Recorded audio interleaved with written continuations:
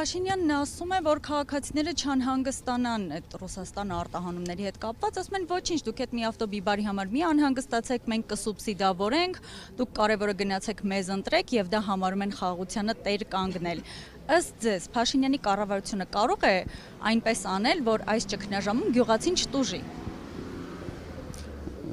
Իմ պատկերացմամբ ինքը թվաբանությունը շատ հեռու է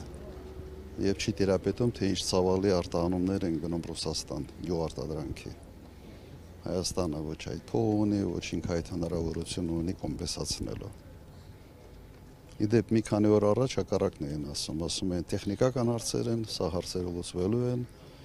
Մի հայտնի էկոնոմիկայի նախարար ունի ֆուրեր հաշվող։ Նա ասում էր ընդհանրապես հարց չկա, սա հարցերը լուծված են։ Նաև ասում էր դեպի Եվրոպա արտահանումները կշատացնենք, միանգամից գյուղացին չի տուժի, որոշ ԿՊԱ-ականներ էլ ասում են ավելի լավ տեղացիները։ Այդ մարդիկ ինչ կանեիք այս իրավիճակում։ Այդ մարդիկ ուղղակի գաղափար չունեն, ինչ է նշանակում Եվրոպա գյուղարտադրանք արտահանել։ Մոտակա 10 տարում չեն կարողանալու արտահանել ոչինչ Եվրոպա։ Շատ երկար, շատ դժվար ընթացակարգեր են։ Եվ եվրոպացի ֆերմերները ընդհանրապես չեն թողնում, որ որևէ մեկը այսպես մուտք գործի այդ շուկան։ Շատ դժվար հարց է։ Մեդվեդևը նաև ասաց, որ Փաշինյանը ուզում է շարունակել օգտվել ԵԱՏՄ-ի բոլոր բարիքներից, մինչև իրեն կկանչեն, այսպես ասած, ԵՄ։ Շարունակում է օգտվել մեր Ռուսաստանի տված բոլոր հնարավորություններից, գազից, եւ նաև Պեսկովն էլ նշել էր, որ մինչև դեկտեմբեր արդեն պետք է քննարկվի Հայաստանի եւ ԵԱՏՄ-ի հարցը վերջնական կասեցնելու հարցը։ Եթե չեմ սխալվում, այսօր ինձ ուղղակի ուղարկեցին, ասեց, որ իբրև ԵԱՏՄ-ի մյուս անդամ երկրները սատարում են Հայաստանի Եվրոմիության անդամակցին, ոչ թե սատարում են, այլ ասում են կողմնորոշվի, կամ ստեղես կամ ընդեղ։ Ռուսաստանի ասած ուղղակի հետևյալն է, ասում են, որ իրենք պատրաստ չեն ֆինանսավորել Հայաստանի ճանապարհը դեպի Եվրոմիություն։ Գնացեք որտեղից ուզում եք, ոնց ուզում եք այդ ճանապարհը ֆինանսավորեք։ Սա է, սա շատ կոշտ հայտարարություն է եւ ըստ էության վերջնագիր է Հայաստանի համար։ Գյուղատնտեսությունը ոչ թե անկում է ապրելու, աղետ է լինելու գյուղատնտեսության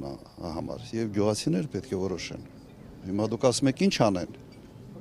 Քվերկեն Նիկոլի դեմ։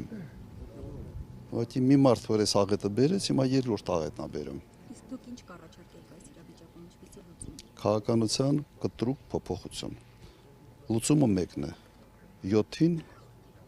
մերժել Նիկոլ Փաշինյանին։ Պարոն նախագահ,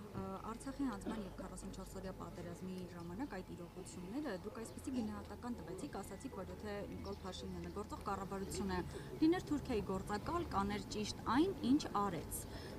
Ինչ եք կարծում այս իրավիճակում եւս Թուրքիայի գործակալը նույն ձև կվարվեր։ Նույնպես ուղղակի սպանում են Հայաստանի գյուղատնտեսությունը, ենթադրաբար թուրքական ապրանքների համար ճանապարհ բացելու նպատակով։ Այլ բացատրություն այս ամենը ուղղակի չկա։ Կամ մարդիկ պետք է իսկապես ինչ-որ մոլուսկով տարապեն անպայման, sense հետևից ընկեն մեր ժողովրդի, գյուղացիների կամ իսկապես կատարում են հրահանգ։ Միգուցե ավելի մոտ է հենց երկրորդ տարբերակը։ Եվ դա ուղիղ կախման մեջ կդնի փաստացի Հայաստանը Ադրբեջանից եւ Թուրքիայից, ճիշտ եմ հասկանում։ Ոչ թե կախման մեջ։ Ինքը որ sense կզացած վիճակում է, ինքը ուզում է նաև ամբողջ մեր գյուղատնտեսությունը, մեր տնտեսությունը կզացած վիճակում լինի այդ երկրների առջև։ Սա է։ Դե լավ։ Նաև երեք տեղի ունեցավ հեռախոսազանգ Նիկոլ Փաշինյան եւ Վլադիմիր Պուտին, ինչից հետո միգուցե այս իշխանությունը փորձում էր դա շահարկել, որ տեսեք մեր հարաբերությունները այսքան լավն են, բայց այսօր առավոտյան կոմերսանտը գրել էր, որ դա ոչ մի բան չի նշանակում եւ Ռուսաստանը չի փոխել իր վերաբերմունքը։